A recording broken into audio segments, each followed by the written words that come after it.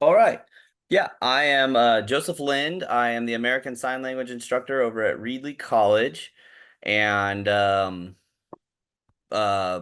really, I was asked to do this because of my experience with Panopto over the last few years. I've been using Panopto pretty regularly for the past 3 or 4 years. When it transferred over from TechSmith Relay, which I think was about 2, 3 years ago, I've been fully using Panopto since then. Um, and yeah, really what I want to talk about today is a little bit about you can use it in various ways. So I know a lot of the emphasis is going to be on assessment tools and stuff, but there's also other aspects that I use it for as well that if maybe it won't fit your class for just an assessment directly, but it might fit another way in your class. I thought I'd kind of introduce some of that today as well. Um, One of the big benefits that I found with Panopto, especially because my class requires a lot of visuals, and so we do a lot of videos in my classes, and the students are required to record videos. Well, Panopto does a nice job of just automatically embedding those videos right into the assignment area or wherever the submission form of the assignment is. I'll go into that a little bit once I share my screen, but that alone really sped up the upload, download time, all the stuff that you have to deal with, not just from our end, but from a student's end, right? If they have Wi-Fi issues, if they've got internet connectivity issues where they're not able to get connected, then their upload time. I've had students email me and say, "Hey, I completely missed the deadline because I can't get this thing uploaded because the video is too large or it takes too long." And they're trying an MP4, or they're trying a Windows Media format or something else that they're trying to upload through. And next thing you know, they're emailing me at 7 in the morning saying, "Mr. Lynn, it's just stuck on my screen. I can't get it over." And so we started again, like I said, using TechSmith Relay. But once we switched over to Panopto, it really has enhanced the students' opportunities to use those videos and embed them easily without any issues. Well, then it helps the instructor out because when you're grading, you can just now click the video because it's already embedded. Just hit play and it'll play. You don't have to upload it, download. You don't have to do anything with it. You just hit play right on the assignment. I think the speed grader. You click it in there and you can grade it right then and there. You don't have to sit there and wait. I still have some students that just cannot quite get Panopto down, and so they still do MP4s and other options, and those do tend to take longer. Our videos sometimes can be anywhere from 1 minute to 10-minute videos, depending on what the assignment expectation is. I have them do presentations at the end of the semester, and those can be rather large. And so Panopto really allows for a speed option to embed your videos so that we're not worried about upload and download time. So I'll go into a little more about it. Go in, share my screen on some of the stuff that I do with Panopto, and then as we go along, feel free to ask questions at any time because once I obviously share a screen, I can't see everybody on the side. If you have a question, just unmute and shoot me a question in the moment, just in case you're holding on to it till later and we don't get back to it. So if you have a question, feel free to shoot it in at any time.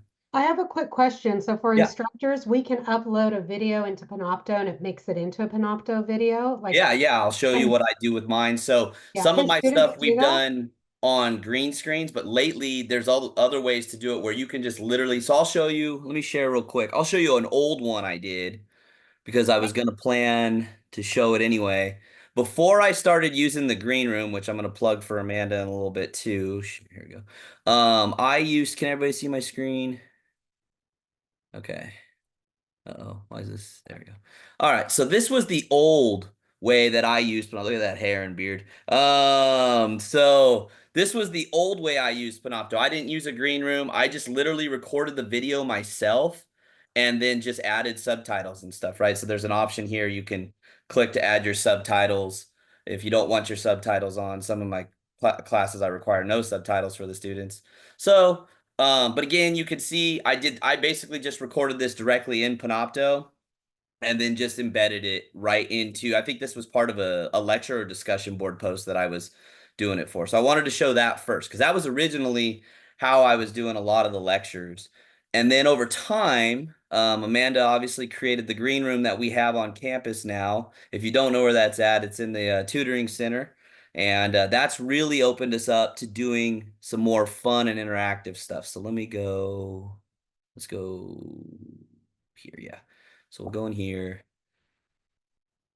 So then we started getting into, and I'll explain how we do these in a little bit, but let's pick, we'll just do a greetings video. Okay.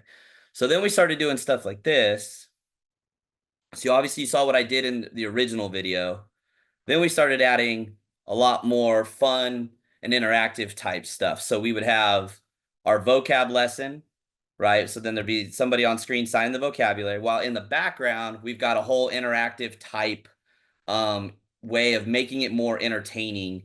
And so this is all done through Panopto. We created these videos on a camera in the green room, but you could create these videos using Zoom or other things or Panopto, and then add backdrops to them if you need to and stuff. But all this stuff that we created, we did in the green room first, and then we brought it back to Panopto. And I'll show you what it looks like because we have some videos that are just the green screen before we added a backdrop to them. So if you wanted to lecture and you didn't want it to look like the 1970s version like this, and you wanted it to be a little more enhanced and clean looking, there's a lot of ways that we can do this as well. So I'll go into that as well when we get to that point. But really, there's multiple ways to do this. Oops, didn't pause.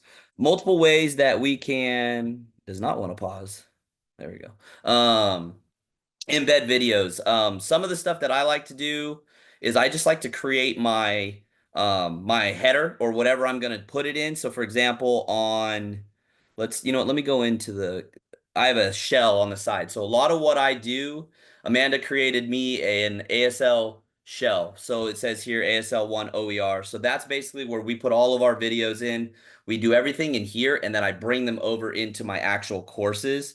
So I have this, and this is where I can mess with my modules without messing with my students' stuff on top of it. So you'll see like it's not published or anything because this is the sandbox that I use on the side. But and you know, this is all this stuff is just things that I put together when I was messing around. But let's go into greetings real quick. We'll go to the same video. And what I'll do is, because the video has already been created, and I'll go back and show you that too. But when I go in, I like to go in here. Let me move this out of the way. And then I'll hit edit.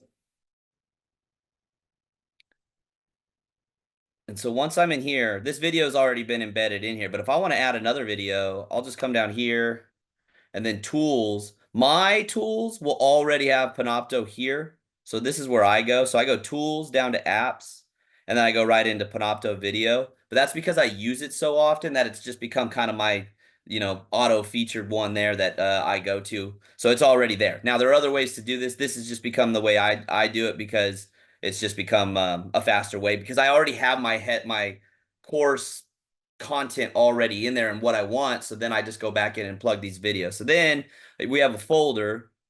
This is the everything one, but you can see this is all vocab stuff. But if I go back, let's say I wanted to add, let me do farm animals, because that's one that always comes to mind. So I go search my farm animals video. Now, granted, we've done something with ours that has made it, we have hundreds of videos. And so now we have to use the search, or it's to put into a separate folder to find some of this stuff. But you can see here, so farm animals, these are individual signs, but we also have, oh, there it is. Farm animals interactive. So I'll show you what we did. This is what we did in the green room first.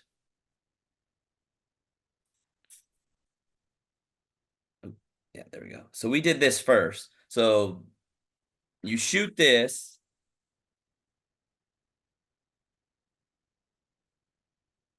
So all this was done with a green screen in the background, just with a camera and some lighting. And then we had a script. So we already knew exactly what we were going to talk about in it. Then once we're done with that portion, we take it out, and it's on a SIM card, and we take that out, and then we transfer it over to Panopto. Now, you don't have to do it that way. The reason we did it that way was because we wanted to use the green screen, and we wanted to be able to make it more interactive. So we had some ideas of what we wanted to do that was going to be more natural than adding a background to it. So then once I get my background, so I'm a little spoiled. I have an editing team that helps me out, and so I get luckily some extra assistance because I can see for a single instructor this could be a lot of work to have to do. But if you plan a summer to do a course, we knocked out I want to say 125 videos in a summer, and and that was just before they even spliced them even more into more videos. But so then you can do your so then once they did that, the editing team came in and they added a background to ours. And that background then add is what turned into our final product, which ended up being this.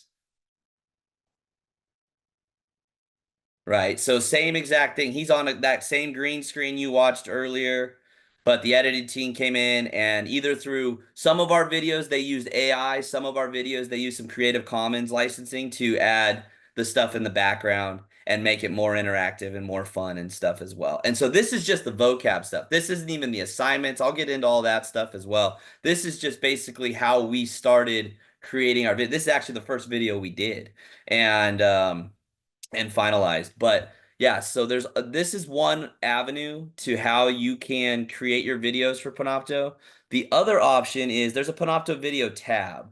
Now, recently I noticed in our my new sandbox that Amanda had opened for ASL2, it didn't automatically come up on my screen. I had to go into settings and into navigation. So if you can't find that tab, oh yeah, I can leave this for now. You can go into settings, go into navigation, and then down here where all the other extra stuff is, Panopto Video will be down there. Drag it back up into your main area of your Canvas shell. And then now, once you save it, there's a save tab somewhere at the bottom, I believe. Yeah, hit save. Then it'll end up on this left side here. Now, this is the other way you could do it. And then you can create your videos in here. So you go into Panopto Video, and then from here, create. Right. And so there's all these different options in how you want to do it.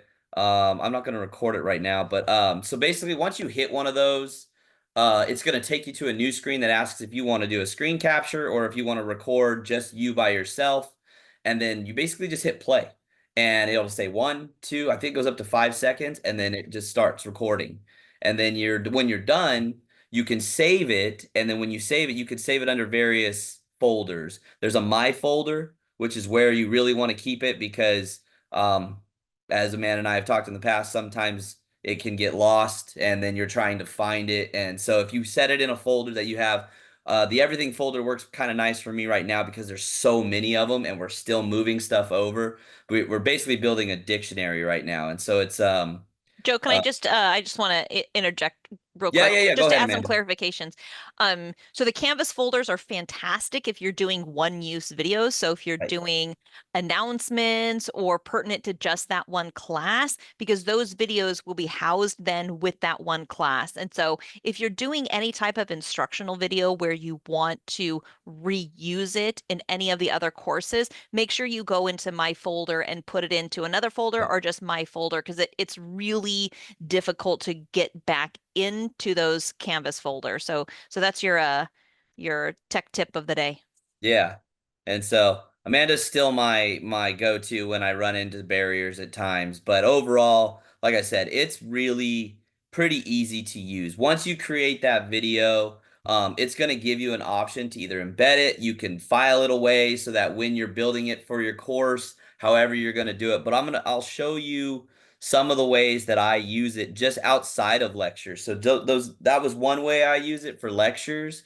But then I also use it to do, oh, I don't have it in here. Let me go into the course. My actual course, I use it for the discussion board posts. So especially in an online class, I like to see my students. I want to see their faces. I want to hear from them. I want to be able to talk to them. You know, some of us sometimes we get in an online class and we have no connection to our students the way we do in our face-to-face classes. So I'll create like an introductory discussion board post. Which class is it? Oh no, this is the face-to-face. So my ASL1 online course, I'll create a discussion board post and then ask them to record themselves just so they can get familiar with Panopto. That's my main goal is one, I want them, obviously, I want to be able to have their videos. I don't know why it's taking so long. Maybe it's my Wi-Fi right now, but so all these. Oh, there we go. Yeah, so when they embed through Panopto, you just hit play. This is what I was talking about earlier. They're already there. I'm not going to click on this student, but once I hit play, it starts. There is no downloading time. There's none of that. It's already embedded into my course. Now, let me see if I think I had a, yeah, right here. For example, I had a student do it probably on their phone. I have to go and download this. And then that takes some time for me. I sure it took them some time to upload it. But you can see the students that used can in Panopto, they're already in here. They hit embed. There's a little tab at the bottom that says insert or embed, and then you just push it right through, and it comes right up. These other ones, I have to go through and download them, but none of these I have to, right? And so, That's my yeah. question. Like for instructors, we can take one of those MOVs and we can upload it to Panopto. Can they not do that? I don't know if they know the step to be Okay. able to get it there. We can, right? Because we obviously, I don't know if they know that step. And so I try to, especially with the online class early on when we're in our first couple weeks, I want it to be as simple as possible. I have a video I created a while back. I'll show you this one too. I created this video, how to use Panopto, a couple years ago, and I incorporate this in my shell, and you guys can use this if you want to use my video. Amanda, we have it housed somewhere. I don't know where we. Yeah, I'll get the link and put it in the chat. Yeah. Oh yeah, because this one was done on Zoom. Oh yeah, because at that time Panopto had a weird feature where they weren't going to let me record and do a share screen type thing, but now it's way easier. I could redo it. But yeah, so my video in here basically shows you. So I'm going to show you how to use Panopto. For whatever reason, using Panopto to show you how to use Panopto, it tells you that it wasn't very happy with me. But there's a step-by-step video in there that will show you how to navigate through to use Panopto and stuff as well. Again, it's an older video, so Panopto's gotten a lot more user friendly. I think I did that one 3 years ago, and so I should redo a new one because I did this one on Zoom at the time because Panopto just wasn't working with me the way I wanted it to. But I plugged it into Panopto. But same thing, Lori, like you were saying, that you could take an MOV or a MP4 or whatever those options are, and we can convert those over. But we know how to do that. So I was just trying to simplify it for students because the more we overwhelm them, especially in the first couple weeks, the faster they drop the class. And so I didn't want to. I wanted to try to keep it as simple as possible for them. And so again, going back to that introductory video. But again, I wanted to have them see each other and try to treat this as close to a face-to-face class as possible while being in an online environment. And so the goal was to be able to get them to interact with each other, and I've got new ideas that I'll talk about with you guys that I'm going to do with some discussion boards going forward that I want students to do that have come to mind as I've been playing with it more and more each semester. But yeah, basically I just have them do that. They do it in here, and then that's their first real familiarization with Panopto if they haven't used it in another course. And then I'll go through and have them do something simple, such as like an ABC video recording. So then I'll have them do this and sorry, the speed, yeah. And then they'll create their videos for that. I'll have them I'll show some quizzes here in a second. These are brand new. These we just incorporated. Now that we've gone OER, we just incorporated these this semester. So finger spelling quizzes so they can practice their finger spelling. Let's do a preview. And then basically, again, all these videos were created either on the green screen or using Panopto or edited, then put into Panopto.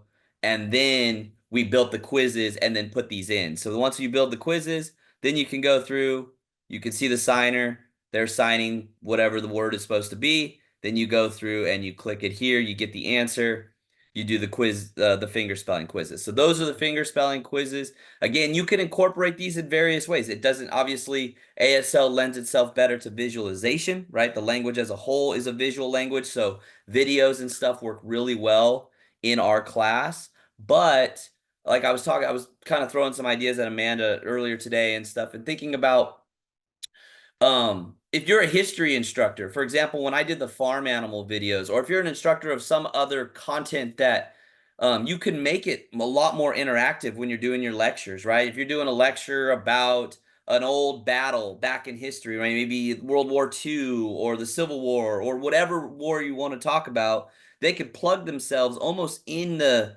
moment using AI and using Creative Commons licensing and stuff and see what images and videos they could put together as a background. And then their lectures are a lot more engaging to students. It's not just a teacher talking at them, but now they feel as though there's visualization, there's more to apply while also listening to those lectures as well. How this applies to other disciplines, as you guys think of those ideas, I'd love to connect with you guys and help in any way that I can, because I think there's a way to use this in a lecture way. There's a way to use this in assignments, and there's a way to use this in exams and other ways as well. Presentations. Earlier, I this semester I basically took away our deaf culture paper for one of my classes and basically asked students that at the end of this semester they're going to present on a topic instead of write a paper about it. ASL doesn't have a writing requirement. Obviously, some of the disciplines out there do have a writing requirement, so I'm not saying to take away the writing element of it if you can't, but if you have opportunity, if they present in your course or they have to write about something, is it required that it has to be a writing assignment? Is that what um passes them is because it's a written assignment, or is it that they need to know the content? If they need to know the content, is there another way they can present to you the information that would make it more fun and engaging for them and for you as well grading, right? Sometimes we read grading paper. I know we have English instructors in here, but grading papers can get pretty tedious at times, right? And so finding ways to make it more engaging. When I used to do this, and Amanda was one who really helped me out a lot, because what I used to do, I used to make students record all their vocab videos and submit them. And I would watch these videos, and it would take me hours per week to watch all these videos. What we basically did is we turned them into vocab quizzes. So now students, now I know that the only way students are going to know the information is if they can pass, because basically now they have to learn the sign, then they have to be able to tell me what the sign is. And so we've built these quizzes for each of the lessons so that they have to go in there. Oh, that bar's in the way there. We'll have to move that one. But they have to go in and tell you what these signs are. So then they can just click on good, right? And then they'll have the answers. And the nice thing about it is you don't have to do the grading. So I took away my hours and hours of video grading and plugged it into here. And now I know that receptively and expressively they can do this part, because in the expressive portion, I might ask them to do something different. So when I say expressive and receptive, receptive is what they can see. So this stuff right here, the signs that they see, can they understand it? Then when we get to the expressive part, I incorporated assignments that I wanted them to produce for me. So it might be something such as, here we go, a WHQ. So this is these kinds of questions. I say, post a video recording you signing a sentence to each of these. A what sentence, a who sentence, a when sentence, a where sentence, all the way down to which, how, and why. So then they have to, once I've done the lecture, they understand that they have to use ASL syntax signing it. Then they need to produce a sentence for each of these. So instead of me watching an entire vocab lesson with 30, 40 vocab words each student, when I have 30 students in my class, takes me hours to grade that. Doing this, now they just do the quiz. The quiz is graded in Canvas, so I don't have to worry about that portion. And then I just watch these videos. And now I'm watching them do the actual application of the vocab and not just doing vocab videos. And so now I have homework assignments. I've got these kinds of videos going on. I've got quizzes and exams going on. I've got discussion boards. And one of the things that I wanted to bring up was some of the ideas I had about what I want to do going forward. I wanted to stop sharing real quick. Okay. Um, One of the big things that I'm getting ready to jump into is creating discussion boards where students are going to, so for like the example, that WHQ assignment, I'm going to create a discussion board, and the first student's going to say, hi, my name is Joe Lind. What is your name? The next student that has to reply to that first video is now going to say, I'm so and so, but they're going to have to reuse a different WHQ question to create the next question to the next student, right? So they'll say, "Hi, my name is Michelle. Um, you live where?" Right? That using the ASL syntax, but in English, where do you live? Then the next person's going to have to answer that question while using a WHQ question, right? And so creating a thread of discussion boards where they're actually interacting with one another and going through the entire thing, but they're going to use Panopto as well, right? So students don't have to go in there, click a, .mov or whatever the other option is and wait for it to upload. It'll be embedded into Panopto. So using it in a discussion board thread as well. Um, I used to do, up to this point, I've been using my announcements and typing my announcements. I'm gonna start speaking and signing my announcements in areas that I need to.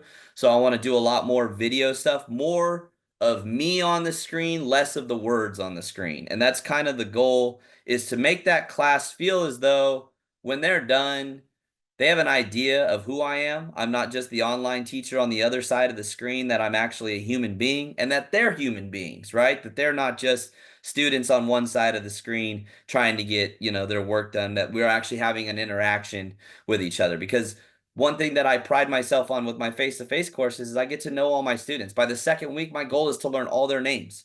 And so I really want to connect with those students. Well, I want to have those same connections with my online students as well. It's a little harder to get their names down in the online environment, but I try my best.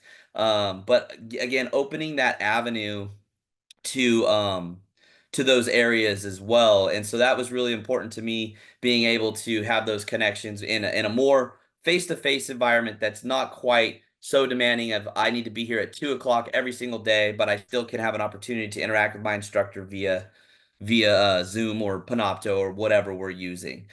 Real quick, I see the chat has 18 comments or questions. Are there It's just questions me. in there? Oh, okay. Okay. I wasn't sure if there's Sorry. anything in there that I needed to go back and answer real quick. Um, any questions up to this point? Because I'm gonna go back in and show you some other stuff, but are there any questions up till now? I kind of I can get off topic and start ranting a little bit, so bring me back if you need to. Um, Nothing? Okay. So again, that first step of just getting familiar with using Panopto really is going to be the key. The lectures, creating it, it's not that difficult. Now, like I said, really am a supporter of the idea of using that green screen and making these classes more interactive and more fun. I just think that the reason this started was because students were coming to me saying, man, these vocab videos that the publisher has online are boring. And you go in, and it's a person pointing at a vocab word on a black plain gray screen and just says, I don't know, hello, right? And all it says right here is HELLO, right? And that's it. There's nothing. And students said, I'm having a hard time just staying focused, because they'll get into the sentence practice, and that's fine. But when they're trying to watch the vocab, they're just not getting engaged. And so then by the third, fourth, fifth vocab word, when maybe one of the lessons is 27, 30 vocab words, we start to lose them. And so I started to toy with the idea of trying to find a way to do this. And then I was approached about doing OER with it. And I said, I've got a big idea. I've got a big project that I've never seen anybody do. There's nobody out there that has done quite as much of this stuff that we've seen. When we went in and played with LibreText and all that kind of stuff, we found that there wasn't a lot of information out there, Creative Commons stuff. Like, there's nothing really out there for ASL. And so this has really opened up opportunity for me to look at not just how to lecture, but how to teach, how to grade, how to create fun assignments that students will be engaged throughout the semester and not feel overwhelmed or burdened with the technology. That's always my biggest concern, especially in an online classes, that we're not making the technology too complicated for them, because that alone can be a barrier for them. And so one of the first things I want to do is get this Panopto down right away. And I tell my students first week, let's get through Panopto. If you have any questions, come to my office. I'll set up Zoom hours. I don't care if it's 9 o'clock at night. Let's work through this, because I'm going to tell you right now, I can't clarify enough, but or emphasize enough that it's going to make it so much easier for them, and it really does. And the students that continue to use the .movs or the other options, they tend to have a harder time. I typically get an email from them that it's longer for them to upload their videos, or they struggle with being able to see some of the stuff. I don't know why sometimes we had a problem a little bit with LibreText and Adapt and bringing it over to Panopto.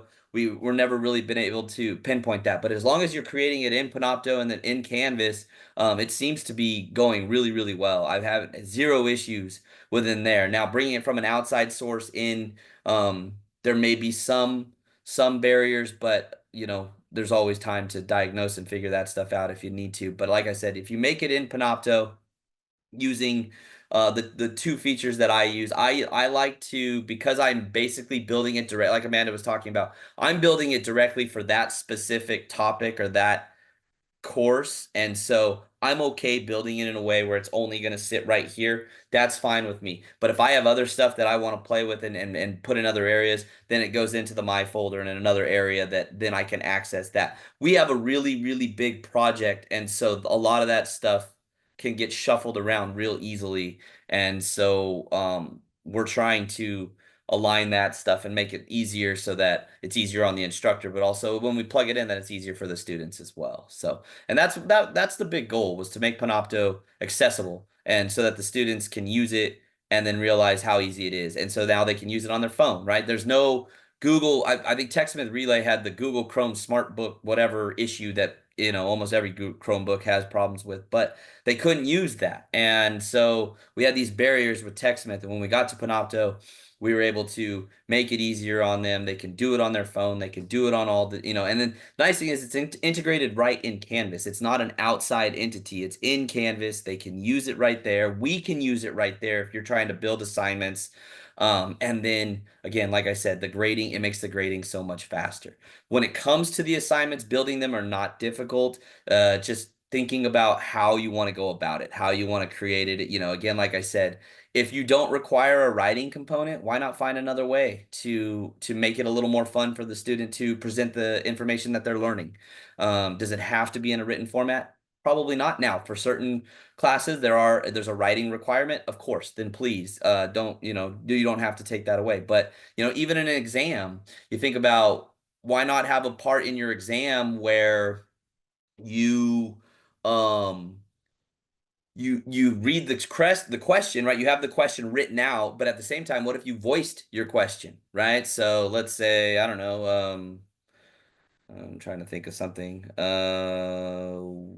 I don't know. Why is the sky blue, right? And the question is, why is the sky blue? But you come up as a video and you say, hey, why is the sky blue, right? A way and then they can go in and either type their answer, they can respond via video, however you want it to be done. Granted, videos take a little longer to grade, right? So if you're going to do the video aspect, then you got to obviously manage your time and figure out what you're going to do, versus if it's just a quiz you built where they can hit ABC or multiple choice or true or false or however you built it. But again, I think that, making the class as creative as possible, especially in an online environment. I think about just, I try to apply them both. I try to apply what I do the face-to-face class and make it as entertaining in the online element as well, because I know that especially in ASL, there's less of that face-to-face engagement. And so we try to figure out ways to get them to interact with each other, but at the same time interact with me, interact with whoever they can as often as they can, because that's the element that gets eliminated pretty quickly.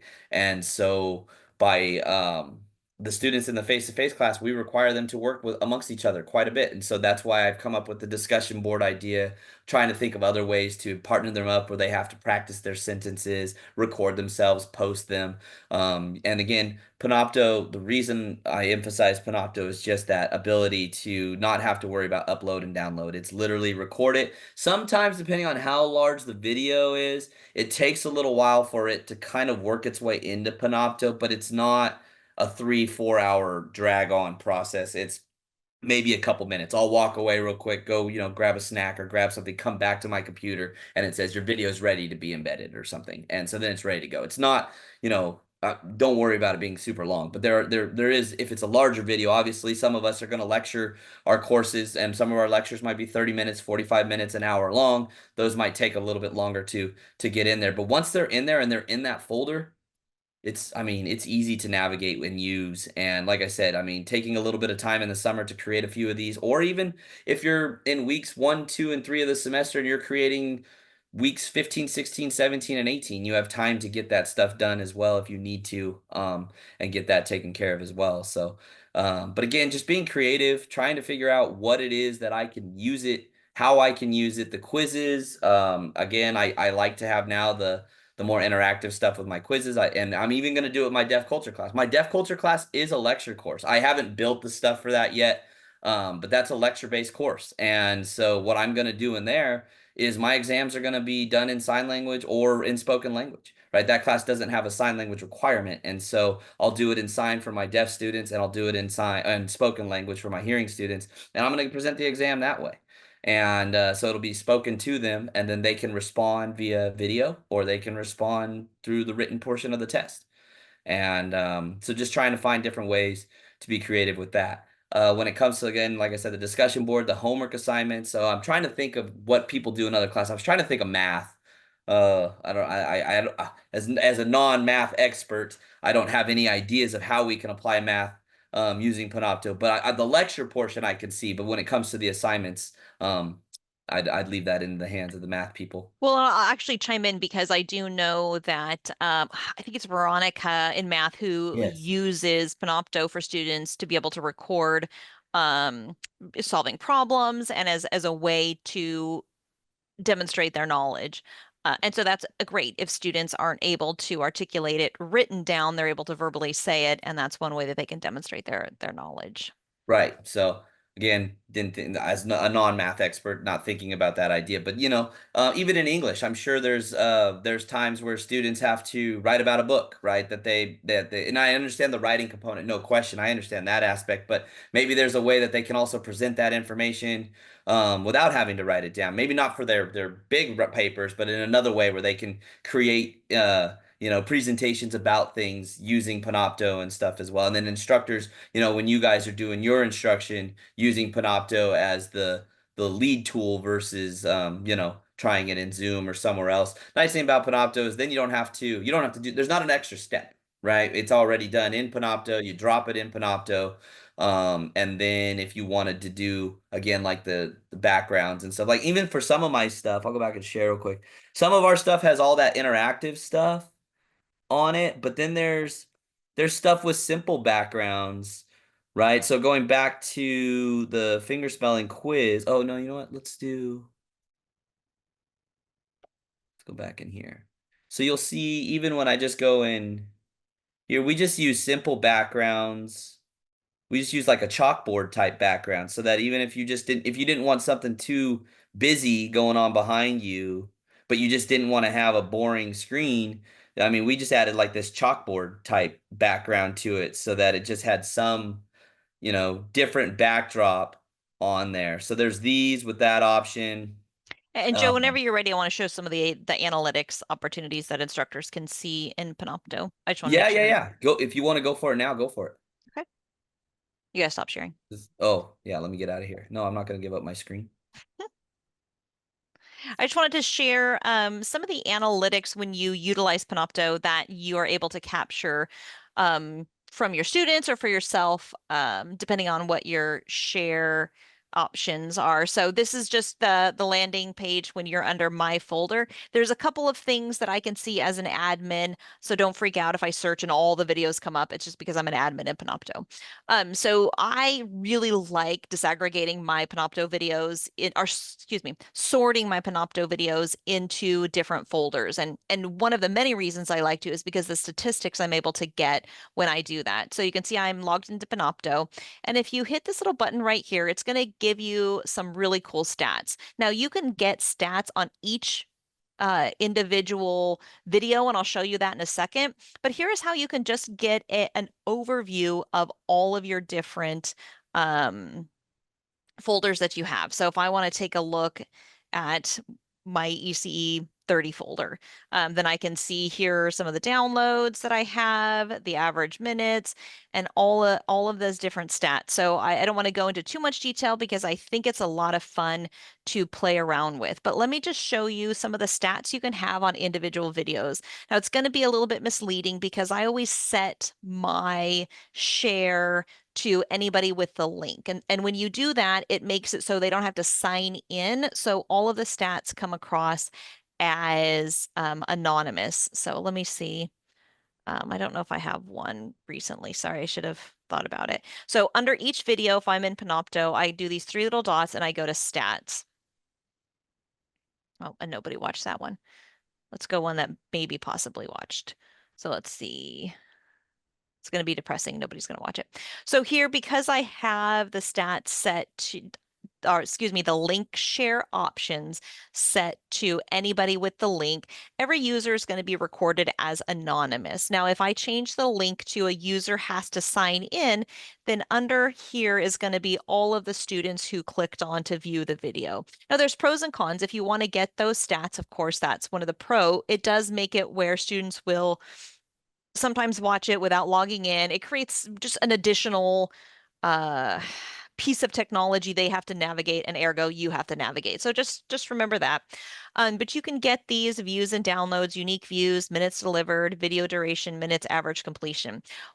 One of the things that I find super useful for this minutes delivered, if I have a lecture video that I've posted on, you can see that really after 10 minutes, typically viewership tanks. So it's one of the things that I always advocate for instructors to cut your videos into 10 minutes. And you can see it up here. It is, if you have a longer video, most students will stop watching after 10 minutes. It's just statistics, what it is. Marketing people will tell you the same thing. So anyway, those are just some tips if you want to look at stats like Joe highlighted. The search, I'm doing the search all the time, and the search is great because it pulls up, if you have a ton of videos in here from years and years, it'll pull up keywords. So I know that 5 years ago I did this great video on attachment. I have no idea where I put that thing. So if I type in attachment, it's not only going to pull up all of the that have videos that have it in its title, but it's going to highlight the ones that have it in the captions as well. So I can easily find a video where I mentioned maybe some obscure concept. I don't know where the heck that video is. One of the things I like to do with my videos is to break them up into smaller chunks. So if I know 3 years ago I did a great video that was 3 hours, but I just need 10 minutes of it, it's got this one word that I'm defining, I can go in and find it. Okay, so I just wanted to add a couple of those things for Panopto. You know, guys, I'm a huge advocate for it. It's got a ton of different features that you can use. You can sort different ways, but I always recommend creating these different folders in Panopto to make it easy to sort all of your videos. Just just so I could say I didn't even know that that was an option, and so I'm learning something new still to this day. I feel as though I've got Panopto down pretty good, and I still don't. I'm still learning something with it all the time. And yeah, I didn't even realize that you could look at those stats and that kind of stuff. That's actually something that I'd really like to look into more, just because of that reason. Seeing which videos, because Mhm. you know, some of our vocabulary or our sentence practice can get a little long, and when we get into that stuff, if I'm losing students on the back end, then it might make sense to splice those a little more and break them up. I didn't even know that that was an option, and so now I'm gonna go back and look a little more into it. But yeah, again, I'm also a big supporter of Panopto. I was using TechSmith Relay prior to this and was really a fan of it. And I think it makes instruction easier. It makes student engagement easier. It makes grading easier. There's so many aspects to it that I find really beneficial. And I think more and more instruct. We tend to get comfortable in our ways. And I know that when we get something new, sometimes we're like, I don't know, I got to learn this whole new tool before I jump into it. But I can't guarantee it, but I'm pretty close to going to guarantee that this is going to make your educational experience easier than where you were prior to it, because I really believe in it. And there were a lot of people saying, "Well, how would you apply it to ASL?" I've had other faculty that I've spoken to, they're like, "How would it work with ASL? How would it, how are we going to make this beneficial? ASL is better in a face-to-face format than an online format." True, to a certain degree, but if you find a way to make your online class as close as possible to that face-to-face class and make it just as engaging, you'd be surprised at the results you're going to get. I've had students who I've never met in ASL 1 and 2, and they show up my ASL 3 class, and they're just as good, if not better, than my ASL 1 students that I had in a face-to-face class. And some would argue, oh, that's just not possible. It is. You just have to find a way to connect with the students. You got to find a way to keep them engaged online, especially one of the big things I notice is the back half of the online class, right? When we start to get to weeks 8, 9, 10, and beyond, that's when the students really is really I'm always checking in. I'm always trying to stay on top of things. I'm trying to find new, some of this stuff I save for later. The more fun stuff, I try to hold off a little bit. I do some stuff in the beginning. I do some finger spelling quizzes, but then I'll open up some more stuff later on, just hopefully changing the class slightly enough that keeps them engaged long enough to stay in it to the end, and want to be successful in it as well. Because again, I didn't see the data on, but I would be curious how many of my videos where on the back end students stop watching it. And I didn't even know that. So that would be something to look into. But it looks like we got about 10 minutes. I do want to open it up for some questions in case people do have questions or want to figure out, we can brainstorm on ideas of how else we can apply this. I know, Amanda, you may have some other ways you apply it as an assignment, but others, if you have questions or if you're using it, and you have ideas, I always like to hear what other people are doing as well, and then figure out a spin on how I can take what they're doing and then make it fit in my ASL courses. But Joe, you if you have a have questions, feel question free to ask. in the chat. So Michelle want to know, would you recommend Panopto for video in video, for example, overlaying a sign language interpreter over professor's lecture for a deaf student? I've never used the. Oh, yes, I have. I've done screen share. Yes, I've done it. Yeah, I think you'll be okay using it with an interpreter over a lecture. Definitely. Now it's not gonna be, I don't know, Amanda might know this better than I do. Amanda, will it go if I wanted to do a half screen, half and half, not just a picture in picture type window?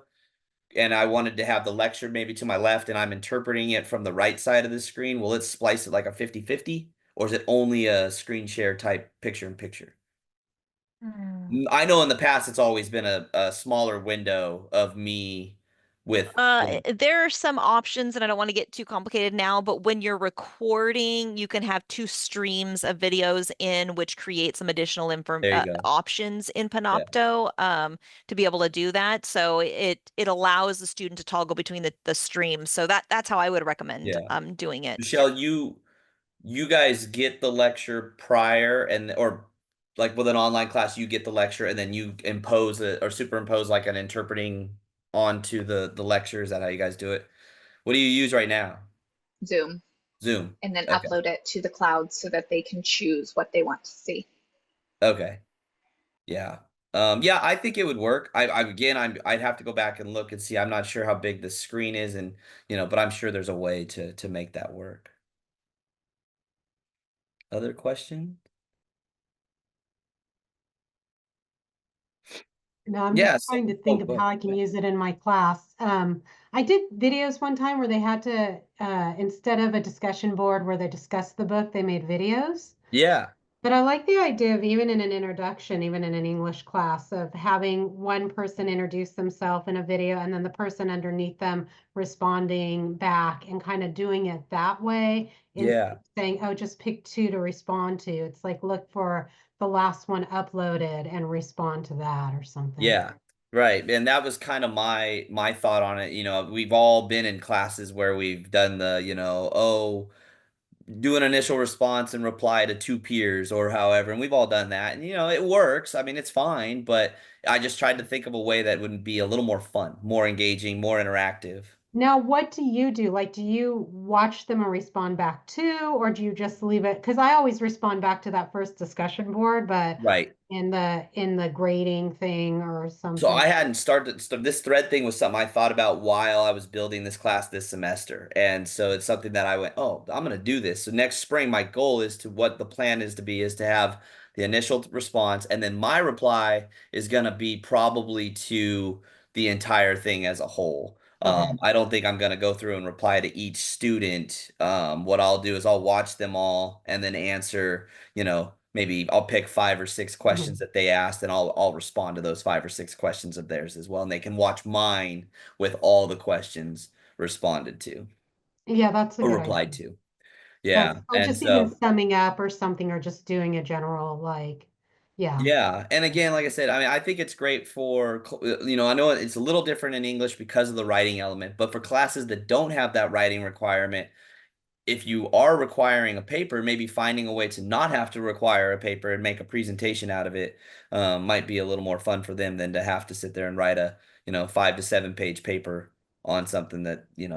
And those of us who are like, we need writing across the curriculum, or just, although AI Right, can right. basically do everything. So anyway, But I well, mean, it's a way to try to find a way to be as creative. And again, like I said, I'm not trying to eliminate the writing element. I mean, if writing is the one thing you want in there, then find a way to do something else, an assignment of some sort that they can use while while also writing their papers as well. yeah. Yeah. Well, next semester I have one assignment where I'm going to give them an option of either writing a paper or doing something creative Yeah. with a video or something. So it'll be an option, Right. instead Yeah. of but then everything else they will have to write. So anyway, well, I know there's a couple more minutes left. If does anyone have any questions? I see people are kind of dropping off. It's probably the end of the day, and Yeah. or have other meetings to go to. So I really just want to thank you for doing this. I Yeah. learned a ton, and will think more about how I can use it, and maybe one assignment or something, Yeah, yeah. Just add on a little bit of and something fun. contact me if you have any questions, Lori. Yeah. Just contact me, and I'll definitely, I'll Yeah. try to help you in any way I Yeah. can. Michelle, I same thing. make If you get into the Panopto interpreting stuff, videos let me know. for my students, but yeah, so Right. And once you get more and more familiar with it, the lecture portion gets easy. I've never done I don't do what Amanda, she has hers very organized in a way. I just basically, like I said, I built my course out, knew exactly what I wanted to talk about, and then I plugged those videos in each of the content areas that I yeah. wanted. Yeah. So, Thank you, Margaret. Thank you everyone for yeah, coming. thank you guys for coming. Yeah, we'll see you next time. All right. Okay, bye.